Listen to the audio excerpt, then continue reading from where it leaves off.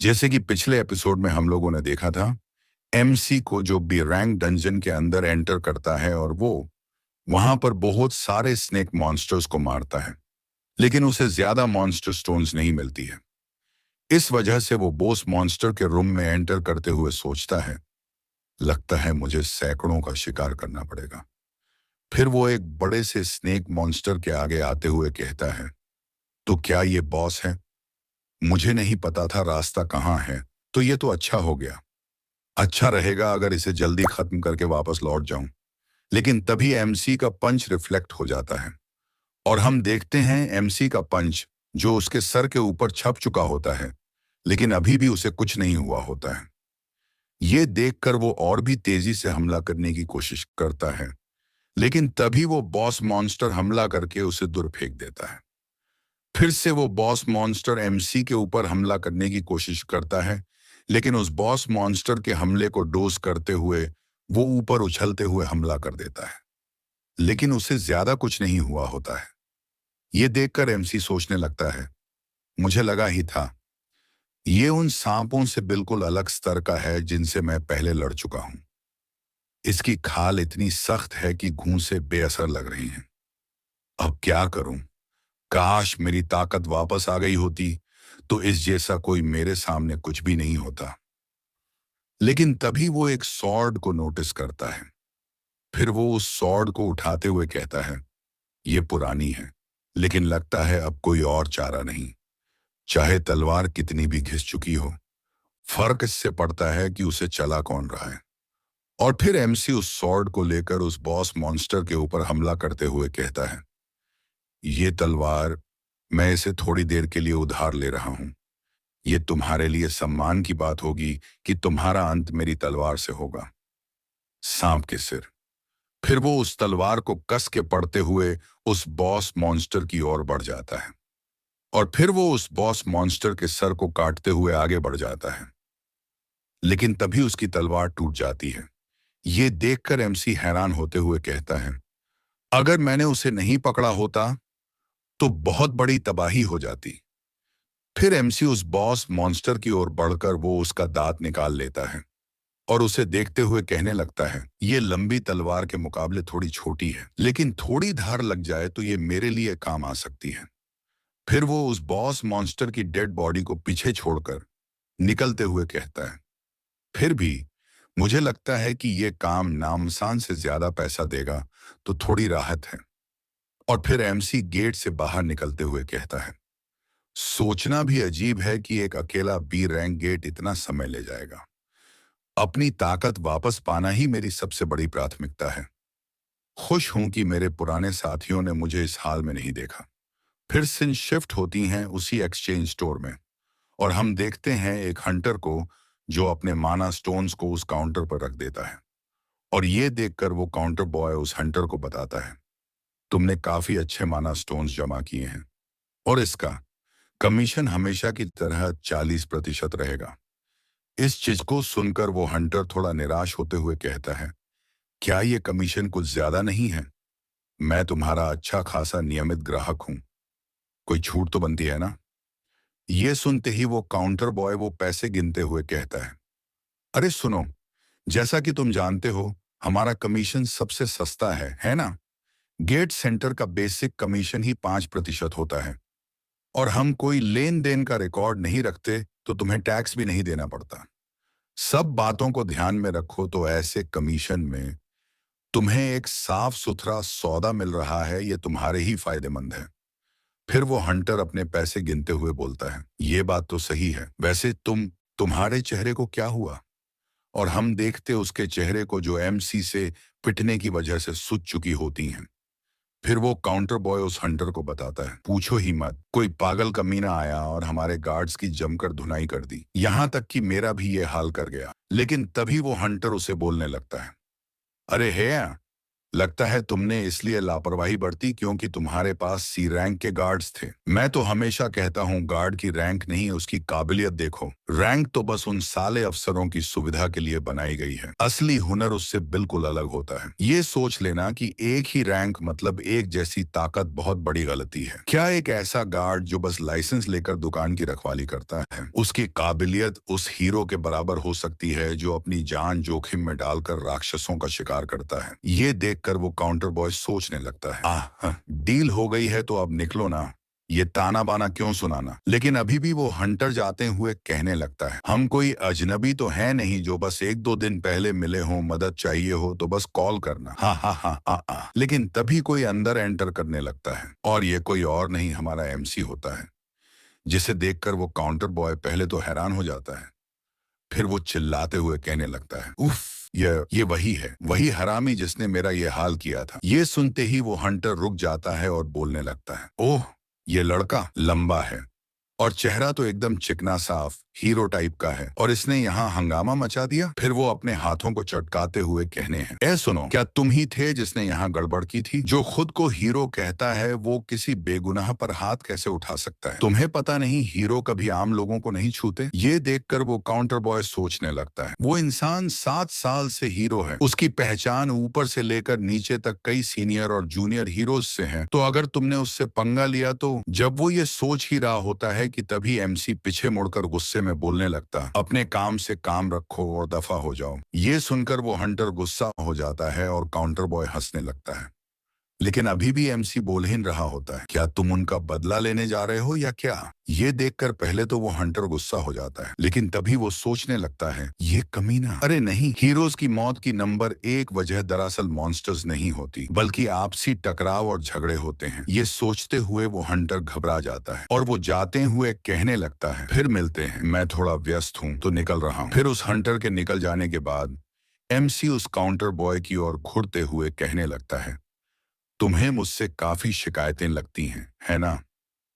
ये सुनते ही उसकी फट चुकी होती हैं, लेकिन तभी एमसी उसके तरफ माना स्टोन्स से भरा हुआ बैग फेंक देता है और ये देखकर वो हैरान होते हुए सोचने लगता है, हद है, हाई ग्रेड माना स्टोन्स, आखिर ये बंदा है कौन? फिर वो इसे कैलकुलेट करके एमसी को बताता है, कुल मिलाकर एक 150 मिलियन वॉन हुआ है। और ये सुनते ही वो सोचने लगता है, मैंने पूरे दिन शिकार किया और बस एक 150 मिलियन ही मिले, लाओ 150 मिलियन दो।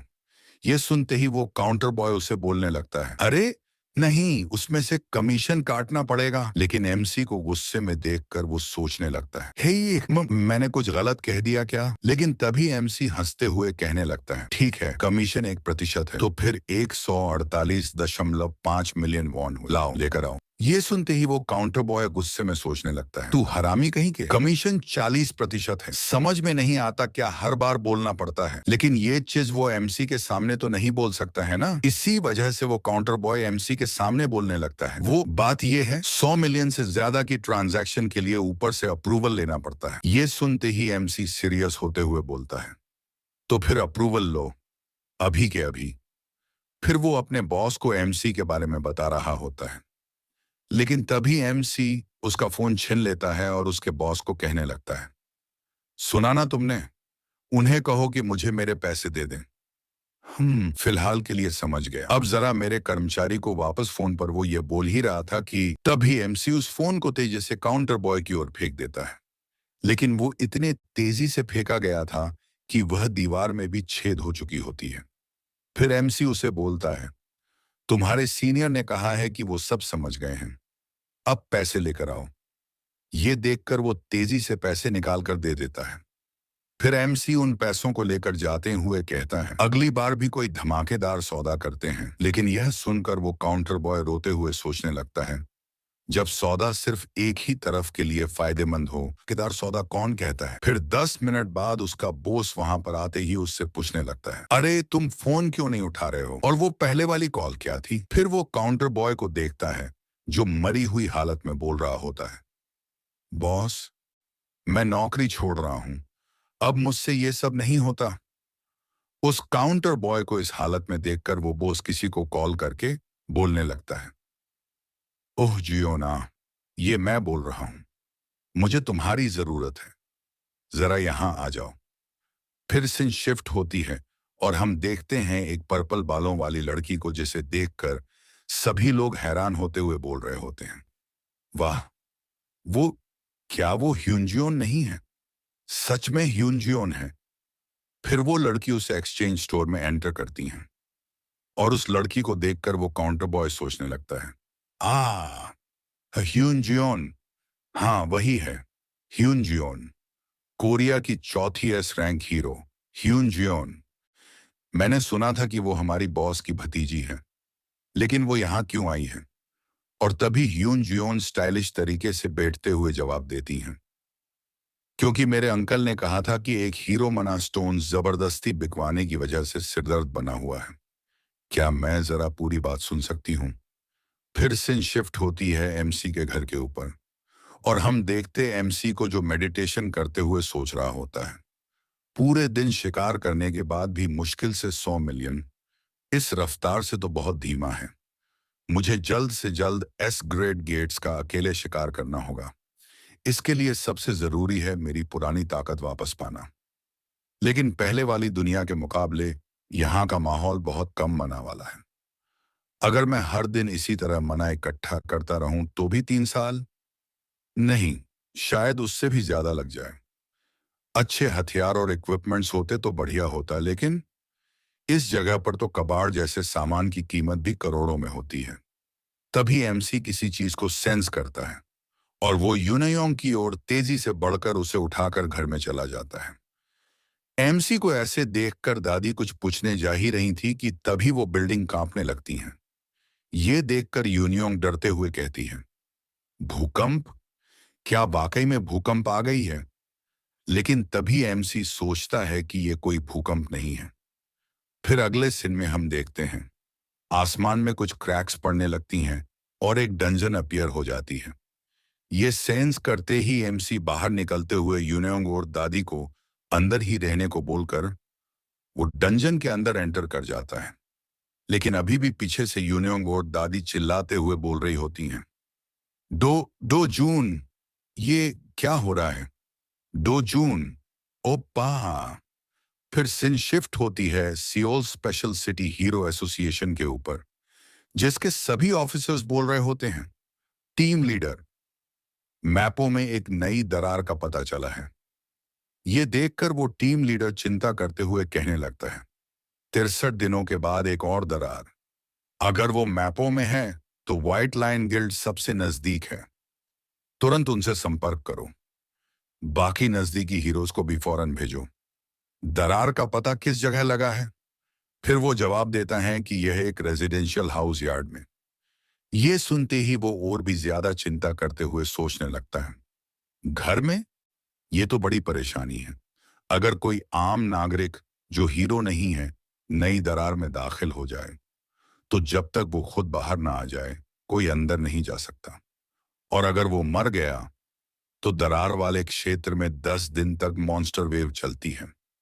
अगर ऐसा हुआ तो पूरा सियोल तबाह हो जाएगा। फिर वो टीम लीडर पूछता है, क्या उस व्यक्ति की पहचान हो गई है जो अंदर गया है? ये सुनते ही एक पिले बोलों वाला लड़का जो का जवाब देता है कि उसका नाम है सियोडोजोन। वो उसी घर का निवासी है जहां दरार जोन बना है और उसकी नानी के अनुसार वो अपनी छोटी बहन को बचाने के लिए दरार में दाखिल हुआ था। तो मतलब वो हीरो नहीं है। अब तक आम नागरिकों के नई दरारों में जाने पर मॉन्स्टर वेव शुरू होने की संभावना कितनी रही है? 99.99%। ये सुनते ही सब लोग चिंता में पड़ जाते हैं। फिर सिन शिफ्ट होती है और हम देखते हैं एमसी की स्टेप मदर को, जो पेपर्स को गुस्से में पटकते हुए अपने मैनेजर को बोल रही होती हैं, अवेकनिंग, तुम कहना क्या चाहते हो? 2 जून अवेकन हो गया। फिर वो मैनेजर बताता है कि भले ही उसने अभी हीरो एसोसिएशन में रजिस्ट्रेशन नहीं कराया है, लेकिन ये पक्का है कि पिछली बार गेट के अंदर उसकी अवेकनिंग हुई थी। ये सुनते ही एमसी की स्टेप मदर उस मैनेजर के ऊपर भड़कते हुए बोलने लगती हैं, उस हरामी कांग चोलवू ने आखिर किया क्या था? उसे तो सीधे वहीं मार देना चाहिए था उस हरामी को। इतनी बातों को उलझाने की क्या जरूरत थी? और ऊपर से इसके पैसे भी ले लिए। मैनेजर ली, उस हरामी कांग चोलवू को साफ साफ कह दो, अगर वो उस 2 जून हरामी को नहीं मार सका तो जितने पैसे लिए हैं उसका 10 गुना वापस करना पड़ेगा। लेकिन एमसी की स्टेप मदर को इतने गुस्से में देखकर वो मैनेजर बताता है, मुझे नहीं लगता कि हमें कांग चोलवू से अब संपर्क करने की जरूरत है। मैपों में एक नई फ्रैक्चर हुई है और वो जगह 2 जून का घर है। 2 जून का घर, हमें यह भी पक्का पता चल गया है कि 2 जून उस फ्रैक्चर में दाखिल हो चुका है। जल्द ही मीडिया भी इसकी घोषणा कर देगा। ये सुनते ही वो थोड़ी हैरान हो जाती है और पूछने लगती हैं, तो इसका मतलब है कि अब उस नीच हरामी को फिर कभी नहीं देखेंगे? और मिये मैनेजर बताता है, वो हाँ सही है। फिर वो थोड़ी शांत होते हुए कहती है, जब तक पूरी तरह पक्का ना हो जाए नजर बनाए रखो, समझे? और वो हाँ बोलता है। फिर सीन शिफ्ट होता है और हम देखते हैं एमसी को, जो जंगल में चलते हुए ऊपर देखकर वो पास्ट की बातें याद करते हुए सोचने लगता है कि यकीन करना मुश्किल है कि ये वही पार्टीशूट जंगल है जहां मैं बचपन में अक्सर आया करता था। जंगल की बनावट, यहाँ के पेड़ पौधे, घास, यहाँ तक की हवा भी वैसी ही है। वातावरण में फैली मना की ऊर्जा, आसमान और बादलों की आकृति तक सब कुछ हूबहू वैसा ही है। अगर मैं शायद इस रास्ते से बाहर निकलूं तो फिर वो किसी चीज को देखकर मुस्कुराने लगता है और हम देखते हैं एक बड़े से वर्ल्ड ट्री को जिसे देखकर वो खुश हो गया था। फिर अगले सीन में एमसी उस वर्ल्ड ट्री के पास आकर सोचने लगता है कि वो एक प्राचीन पवित्र वृक्ष जो शुद्ध मना के प्रवाह को संभाले हुए था। पिछली दुनिया के नष्ट होने का कारण यही था कि यह वृक्ष जल गया था और मना का प्रवाह पूरी तरह बिगड़ गया था। लेकिन अब भी विश्व वृक्ष सुरक्षित है। मुझे समझ नहीं आ रहा क्यों, लेकिन मैं उस समय की मना को दोबारा हासिल कर सकता हूं। फिर वो उस जगह पर बैठकर कल्टीवेट करने लगता है और ऐसे ही वो 1 दिन, 2 दिन, 3 दिन, या तक कि वो खाना पीना तक भूलकर लगातार 10 दिन तक सिर्फ सांसों पर ध्यान केंद्रित किया। लेकिन तभी जंगल में से कुछ आवाजें आने लगती हैं। ये सुनते ही एमसी अपनी आंखों को खोल लेता है और हम देखते कुछ मॉन्स्टर्स को जो उस वर्ल्ड ट्री के पास आ रहे होते हैं। उन्हें देखकर एमसी सोचने लगता है, वल्केना, वो हरामी जिन्होंने कभी वर्ल्ड ट्री को जलाकर इस दुनिया को तबाह कर दिया था। एमसी ये सोच ही रहा था कि तभी वो वल्केना मॉन्स्टर्स उसके ऊपर हमला करने के लिए बढ़ रहे होते हैं। ये देखकर वो अपने हाथों में माना चार्ज करते हुए सोचने लगता है, वाटर एट्रीब्यूट की तलवार होती तो अच्छा होता, लेकिन कोई फर्क नहीं पड़ता, मैं इन सबको चूर चूर कर दूंगा। ये कहते हुए वो अपने हाथों में माना चार्ज कर चुका होता है और फुल फोर्स से उन लोगों के ऊपर हमला कर देता है। इस वजह से उनमें से एक मॉन्स्टर मारा जाता है। फिर एमसी उन दोनों मॉन्स्टर्स की और गुस्से में घूरने लगता है। इसके बाद एमसी हमें उस हमले के बारे में बताने लगता है। माना रिलीज, जमा की गई माना को की के रूप में बाहर रिलीज करो और बहने दो। काफी वक्त हो गया है जब मैंने इतनी ज्यादा माना एक साथ बाहर रिलीज किया हो।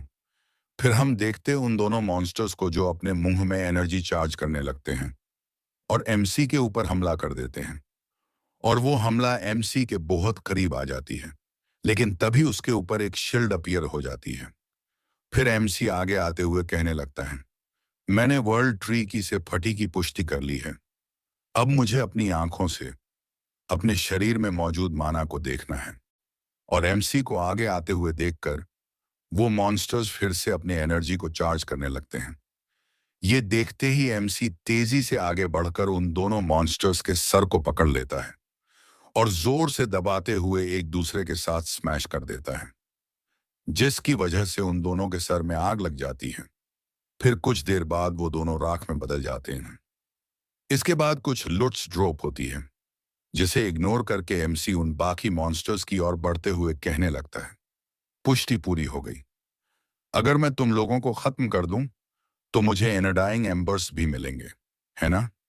मुझे याद है इसकी संभावना काफी ज्यादा थी। देखते हैं तुम लोगों में से कितने निकलते हैं। फिर वो उन सभी मॉन्स्टर्स को मार देता है और उन लोगों को मारने के बाद एमसी थोड़ी देर तक तो वो शांति से वर्ल्ड वर्ल्ड ट्री के सामने खड़ा रहता है। इसके बाद वो सभी माना स्टोन्स को और एंडाइंग एम्बर्स को कलेक्ट कर लेता है। आज के लिए फिलहाल इतना ही। आपकी तरह मैं भी मायूस हूँ, लेकिन उम्मीद पर दुनिया कायम है। दिल दुखा है लेकिन टूटा तो नहीं है, और उम्मीद का दामन छूटा तो नहीं।